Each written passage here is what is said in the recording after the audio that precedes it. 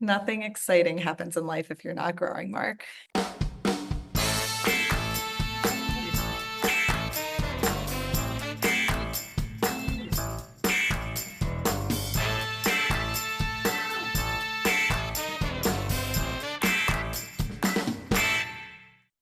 Okay, welcome back to the Marketing Playbook presented by Bluecore and Web Future Studio.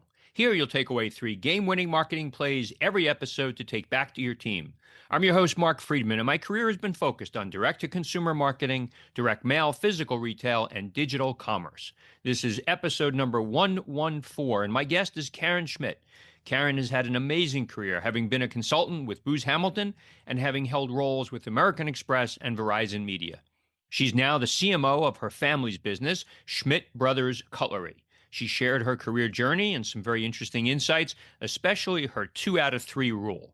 Listen for that one. It's going to make you think.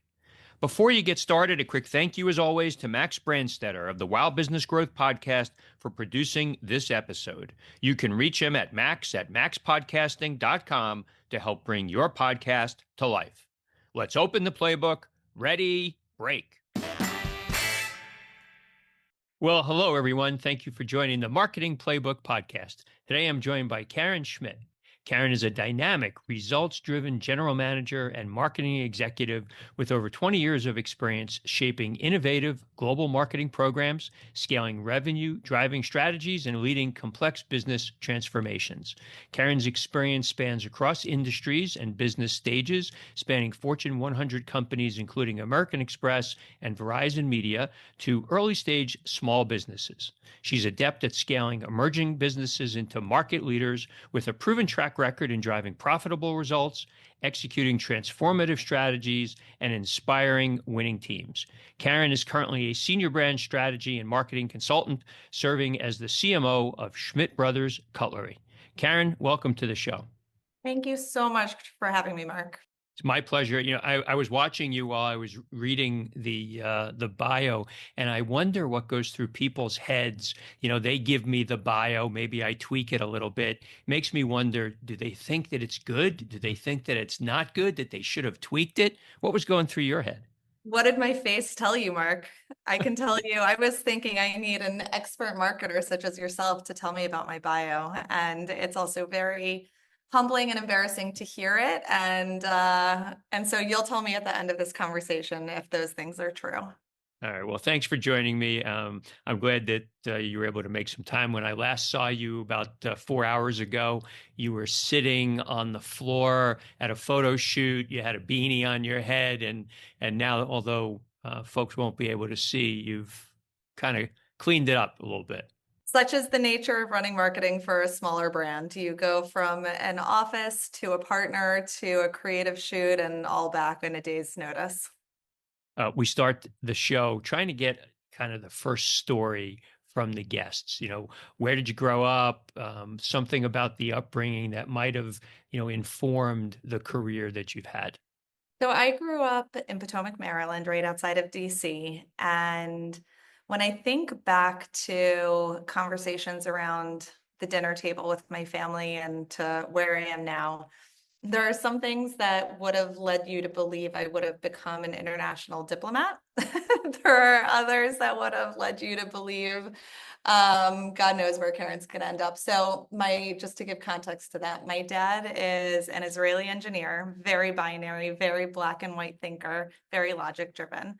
My mom spent her career working in social service. And so the conversations really flexed between left brain, right brain, society driven versus economics and business driven. And I often spent my time, as the younger sibling of 2, trying to find the commonalities and the common ground between what my loving parents, but as Israelis, very debate friendly, were talking about. And so we would have intelligent conversations about what's happening in the world, about economics, about politics, about the fact that my parents fully supported me to go do anything I wanted other than study Russian literature. So they were always very, very practical as immigrants. And so as I went into school, I went to University of Maryland, School of Business. And so the advice that they always gave me was, you don't know necessarily what career path you want to go down. Go for something that is transferable, go for something that's going to teach you how to think and that can give you enough of a foundation that if you want to go and be a psychologist or if you want to go and become a business leader, you'll have the training to do that. So I went to school, studied information sciences. I knew very quickly after my first visual basic class that an engineer and a computer programmer was not something that was in my career path. But I always had an appreciation for how things work together, where technology can play in the world to solve problems, and just exposure to all dynamics of the business world as we know it. So my son is a Terp. I may have told you that when we As first met. So that's nice. As I was listening to you, talk about that first story, it sounds like somebody that would go into a career as a consultant, which is exactly what you did. So talk a little bit about your time at Booz Hamilton. Maybe a little bit about the verticals that you were focused in. What really, got you interested in consulting and continuing that work. Booz Allen was an amazing starting point for my career. My dad, again, having my parents have tremendous influence on my life in the best of ways, and so he would always give me this poke of what does a 22-year-old know to consult businesses on? And it was a really helpful grounding of definitely humbling as you sit in front of executive clients, but a helpful grounding to be able to challenge that and to say, if I'm going to be at a consulting firm, I need to have knowledge and information that's really credible to be able to say to my clients. And so it taught me how to dissect problems, how to think in a business setting, how to get senior executives on board, and ultimately, full circle, 20 plus years later, storytelling. So I was in Maryland at the time, so primarily federal government agencies, helping them manage their IT capital planning, identifying cost savings in agency budgets. And then ultimately, I had a personal interest in moving to New York. So fortunately, Booz Allen was supporting New York City state and local government agencies up here on the public side of the business, which is where I was on. So I came up as a 25-year-old to New York consulting for the Long Island Railroad. So it's your fault that it doesn't work. Always, of course, you can fully blame it. And I was given a several thousand line project plan and told, get these clients on board, clean up the plan to integrate this software solution. And here you go. You get to move to New York. So I don't know if it's stubborn or diligent or persistent. Karen basically said, okay, bring it on. And I remember one of my clients, who was the CTO of the LIRR, looked at me not too dissimilar to what my dad had said to me a few years earlier, saying, you're basically my daughter's age. What are you about to tell me that I don't know about managing this tech implementation?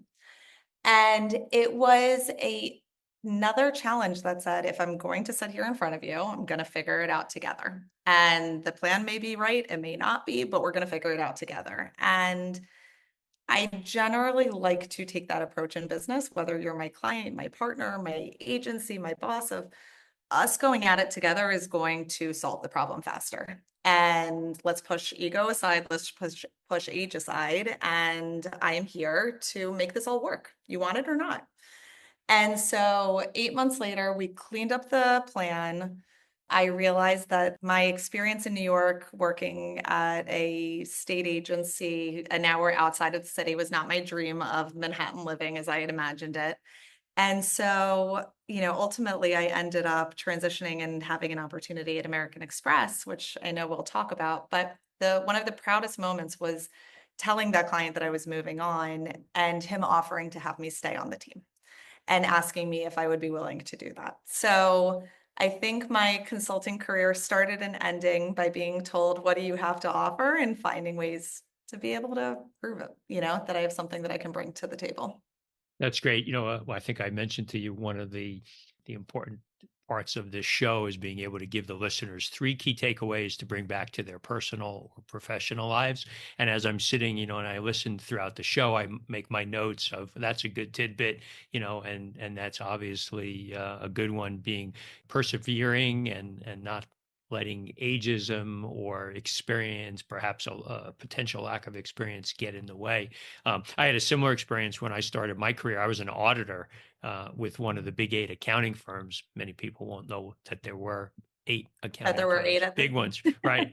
And, I was an auditor, I was 22 years old, and, you go in and you're dealing with, heavy hitter CFOs, and, you're trying to show them, oh, I found a mistake that somebody made. And that wasn't for me. It's an experience that teaches you grit, and then I was very aware of the time at which that I was ready to move on from that. So Amex, great company. You had a number of different roles there. When you knew that you were going to leave, how did you choose Amex?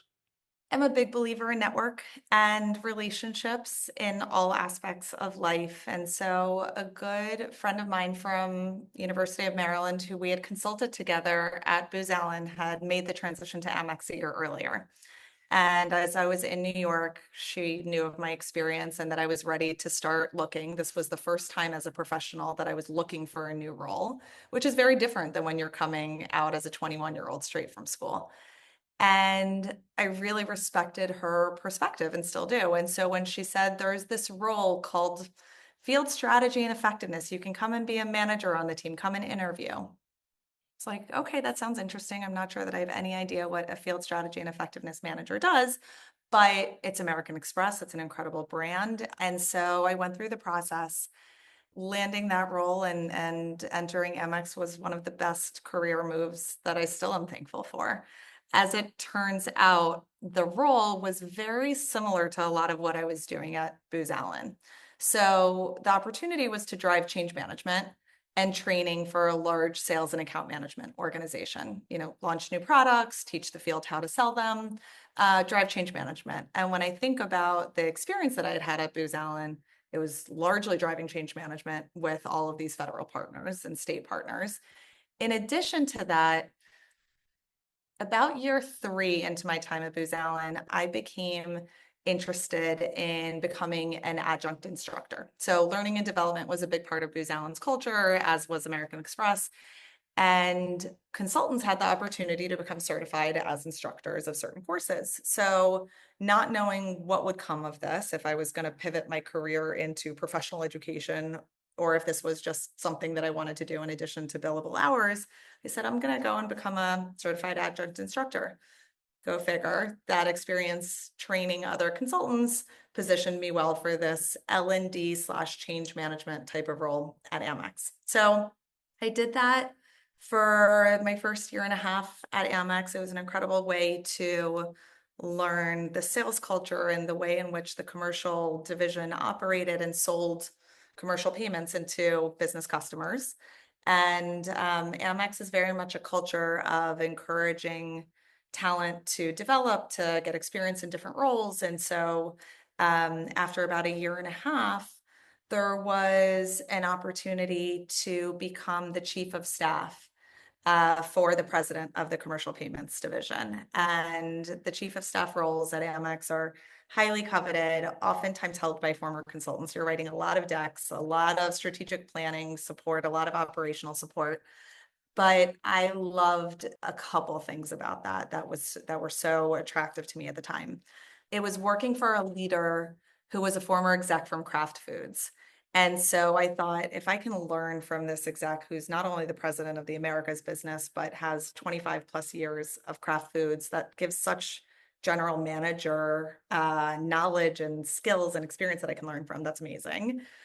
It's multidisciplinary. So one of the things I loved about consulting, that I loved to date about marketing and every role I've had in between, is that you touch your customer through a variety of lenses.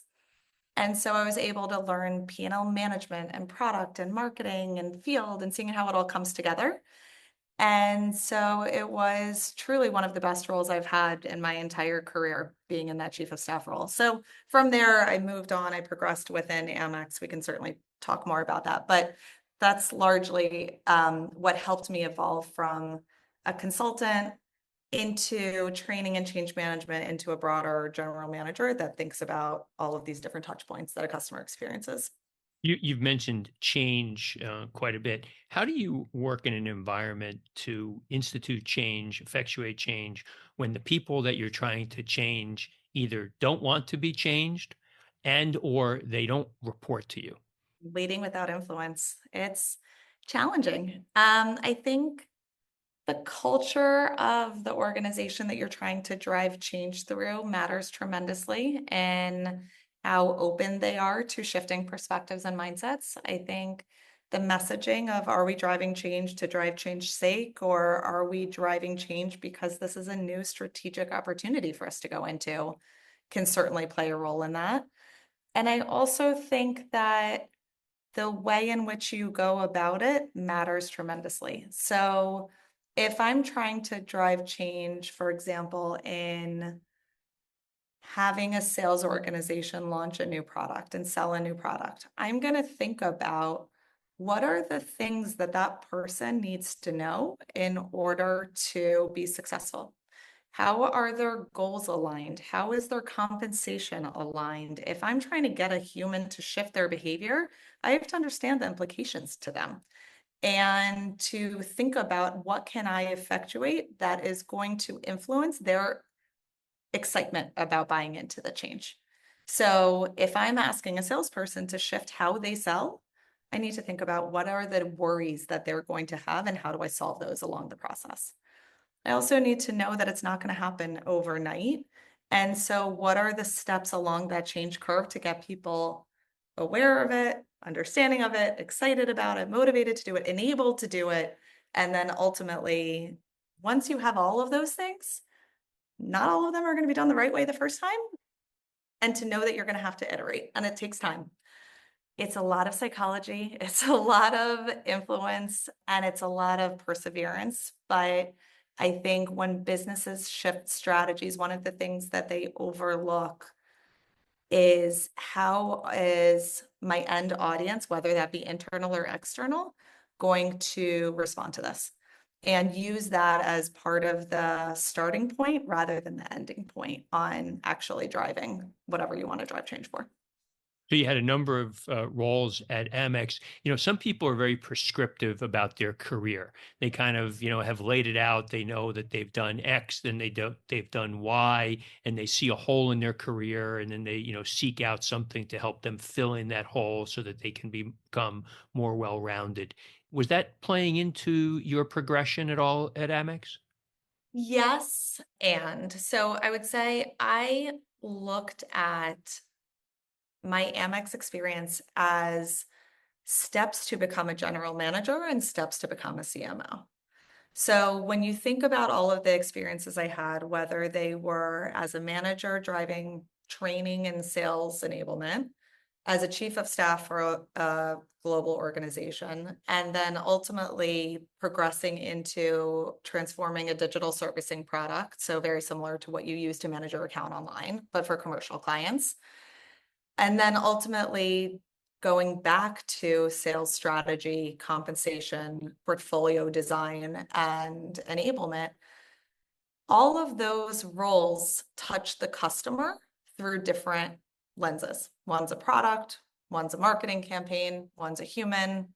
At the end of the day, what I wanted to really understand and have direct responsibility over were these different channels through which American Express is both small business open customers as well as our largest global customers experience the brand. And so the most exposure I could get to that was by moving into roles that directly influenced it.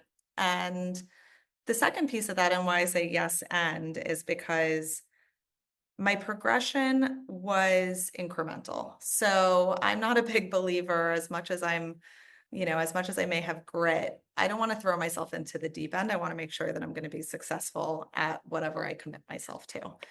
And so part of the way in which I did that, both at Amex and then following, was by adopting a two-thirds rule. So if I think about what it takes to be successful in a role, What are the three things that are fundamentally going to influence my ability to be successful? Is it the function? Is it the industry? Is it the team leadership? What are those things? And every role, no matter what level you're at, I think has three key components that you can break down to say these three things are going to be what it takes to nail it. And I guided my roles based on if I can be really, really good and confident at two of them, I can learn on the third. And that way, I have the capacity to know I'm pushing myself, I'm growing, I'm challenging myself.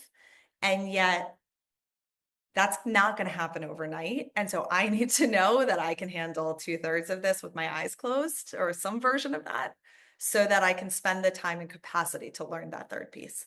Great. I love that. That's interesting way to think about it.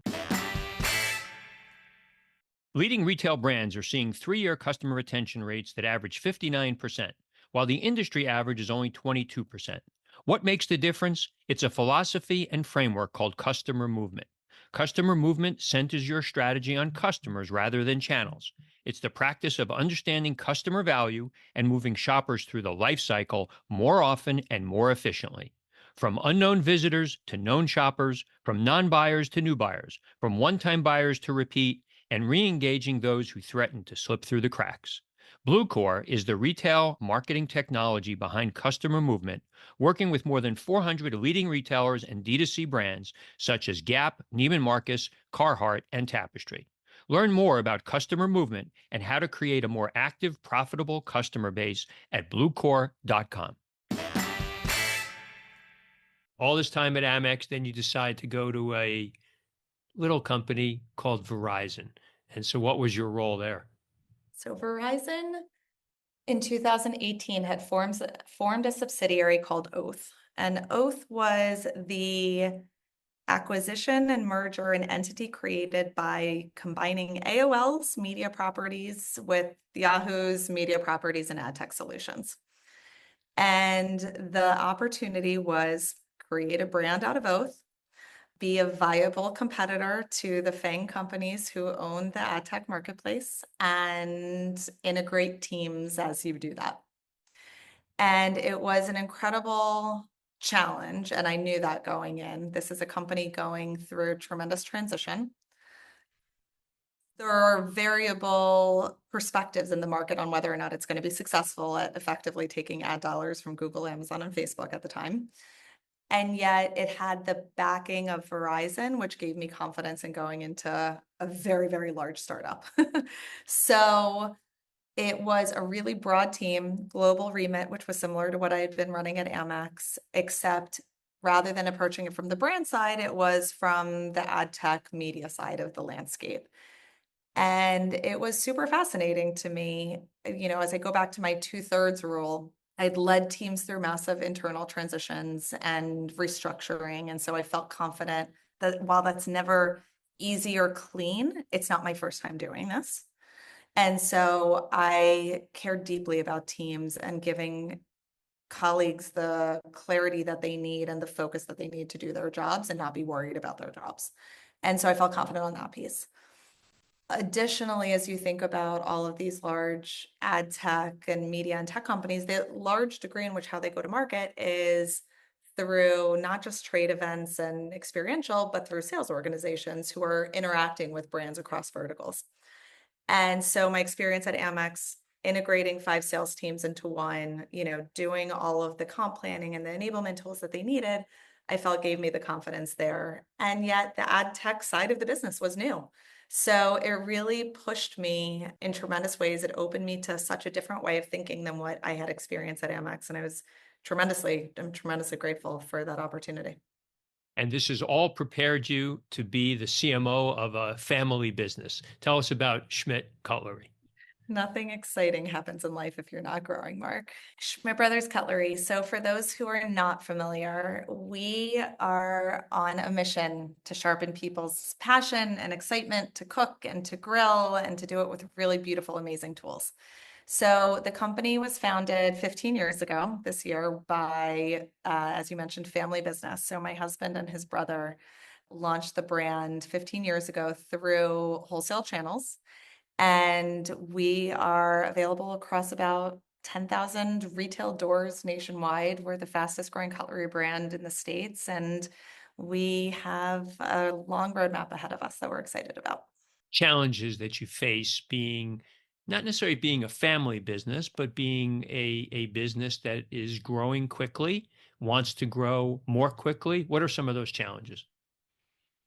Resources, prioritization, scaling a business. When I started 5 years ago, we were a tenth of the size that we are today from a revenue perspective. We were about a tenth of the size that we are today from a FTE perspective. So scaling quickly is both tremendously exciting and yet comes with a lot of challenges, like you said. Things like, how do we find the right talent? How do we find the right partners? What are the right product strategies that have led to this growth? And yet, what do we need to shift? The international trade agreements that we're all living and experiencing through is a tremendous hurdle and thing that you have to manage through. So, to the point of where we started this conversation of I'm in the office that I started my day in, and yet I've been four places in between. Prioritization of where to place the bets is probably the biggest thing that has guided our success. And knowing that while I have a lot of room and leeway to test and learn, there are moments where it's really important to lean on your foundations and your principles of what got me to this point. So 20 years between Booz Allen, American Express, and Verizon Media taught me a thing or two about discipline and rigor and how to manage a strategy and set key priorities and be focused on that. And I think that has in a lot of ways guided us along this growth, along with, of course, Jared, Jordan, and the team. But at the same time, knowing that small brands can grow quickly and those principles of an annual investment cycle don't operate the same when you have a team of under 20. And so being confident in what does my strategy tell me, but my intuition is pushing me in a different path. And testing and knowing that you got to fail fast sometimes because not everything's going to work. So you can't be afraid, but you also have to know when to pull the trigger. Your products are available in, as you said, 10,000 locations.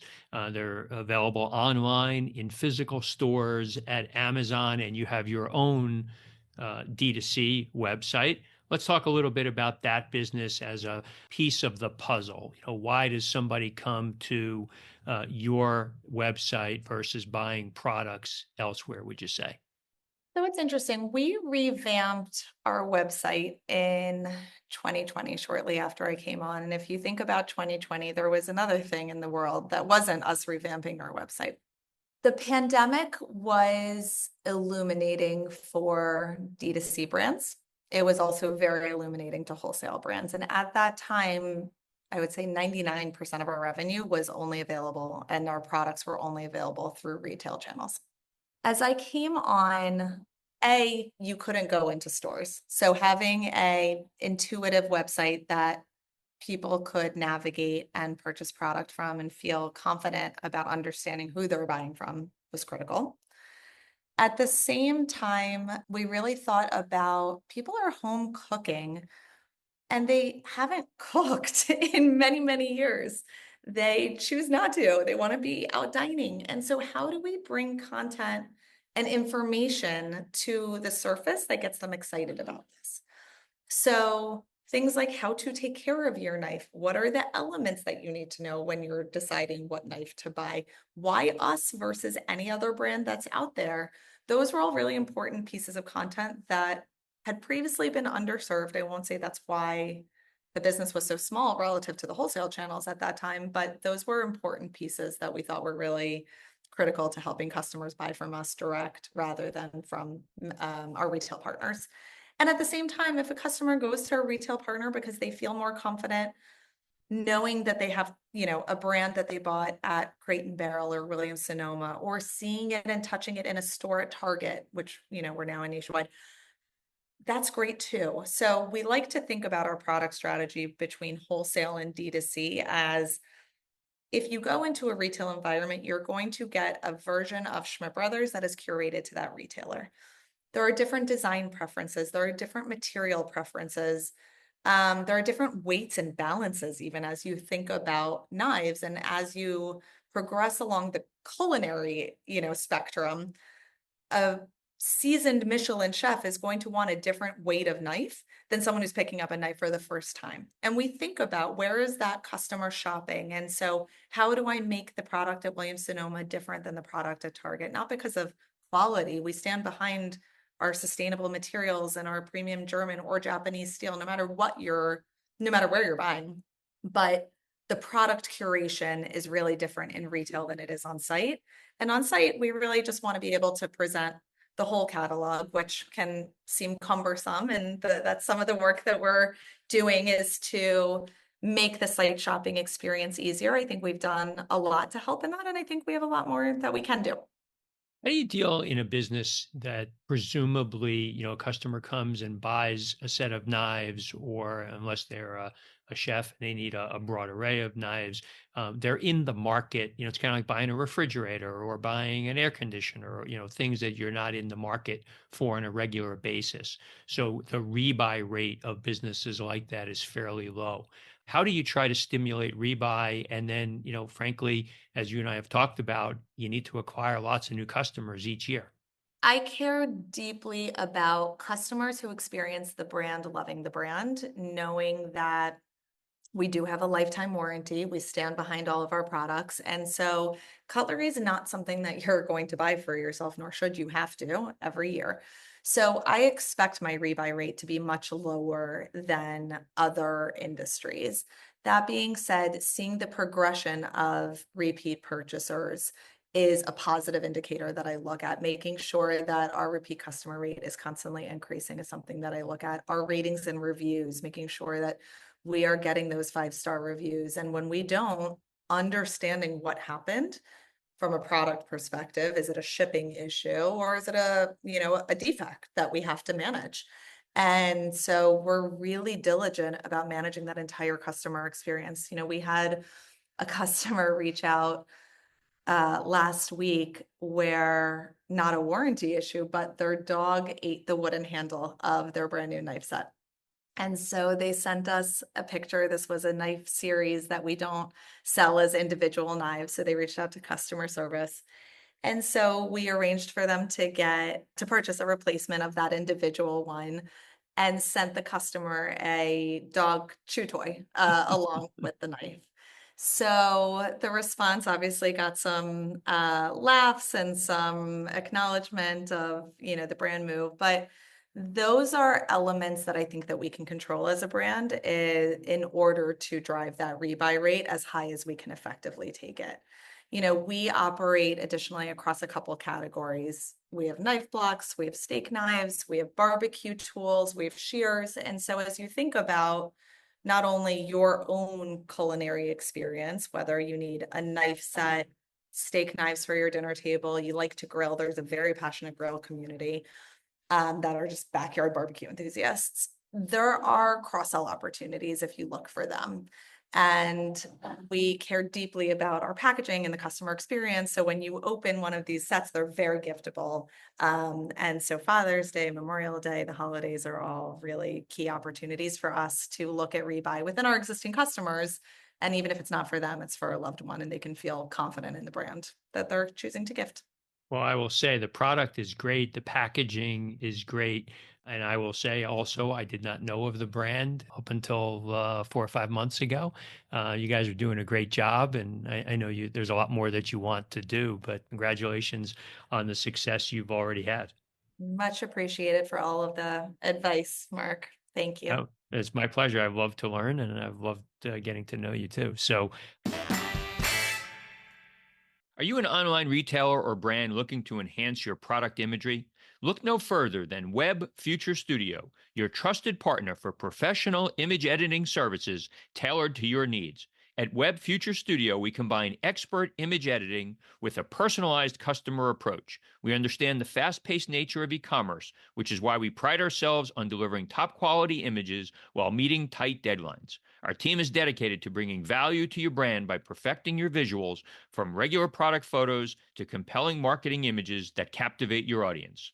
What sets us apart is our commitment to customization. We offer optimized and tailored cost structures that suit your specific needs and budget, ensuring you receive the best service without unnecessary costs. Join the many US based clients who have trusted us to refine their product images and boost their online presence. Ready to make your images stand out? Contact Web Future Studio today to discuss how we can bring your vision to life. Visit webfuturestudio.com to get started. We're down to the end of the show. We do a 2-minute drill, 7 questions, 1-word answer. Are you ready? Oh boy, here we go. Okay. A brand that you admire or that inspires you. Bombas. The favorite app on your phone. I wish I could say something really intelligent, but it's going to be Instagram. Last website other than Amazon that you shopped from. Revolve. Something that you're not good at, but that you wish that you were. Karaoke. Okay, we're going to get you singing soon. Charitable organization that you're passionate about. Friends of the IDF. If you had one superpower, what would it be? I'm going to go with time travel. Other than family, what's your most prized possession? My photos. Karen, where can people reach out to you on social media if they'd like to?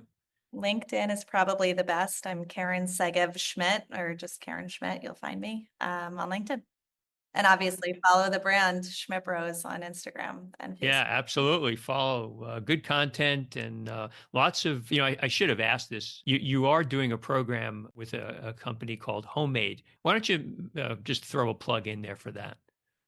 So in our 15th year as a brand, we wanted to think not just from a product perspective, how do we enrich people's lives, but how do we elevate and advance our customers' experience with the knives. And if you have a great set of tools, but you don't know how to use them, we have a problem to solve. So we just launched the Cutting Edge. It is a new cooking skills class available exclusively for Schmidt Brothers customers for free. And classes are available bi-weekly. They are hosted by a live chef who you can interact with and get your questions answered, and available on demand if you are not able to make the class. So we're thrilled to launch it. We had great response and feedback from our initial call on the 16th, and we're excited about what's to come. Yeah, good stuff. So I'm throwing everybody off on the show because usually once we do the 7 questions, we're out. But I wanted to make sure we got that in. So Thank thanks you for for that. I appreciate it. Anyway, you have a nice day. It's nice to see you, and I'll talk to you soon. Great to see you, Mark. Thank you. That's it. Today's game ball goes to Karen Schmidt for coming on the Marketing Playbook. To me, today's 3 game-winning marketing plays were as follows. Number 1, if you're still figuring out what you want to do in your career and the path that you want to take, focus on a path that will teach you how to think and provide you a foundation for whatever you decide to do. I've seen people in college who feel like they need to decide at that moment what you're going to do with the rest of your life. You don't need to do that. People evolve their careers over time, but establish the foundational elements that you'll need to be successful. Number 2, Karen spoke about her 2 out of 3 rule, and this might be one of the most insightful comments I've heard on my podcast. In her mind, for roles that we might have, there are 3 key elements of being successful. It could be your knowledge of the function, the leadership skills required, but whatever they are, if you have 2 of the 3 nailed, you can learn what you need on the 3rd one. The thinking here is that you're not always going to be the perfect fit for every role, but stretch yourself to learn and leverage the core competencies that you possess. And number 3, lack of experience should not preclude you from being successful.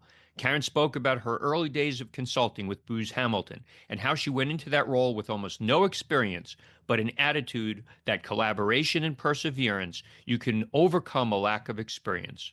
Work together with your business partners, learn from them, and apply that learning to your role. Thank you, Playbook marketers, for listening to another episode. If you want to check out more pages of the Marketing Playbook, make sure to subscribe on your favorite podcast spot and leave us a 5-star review on Apple Podcasts. Until next time, the devil is in the details.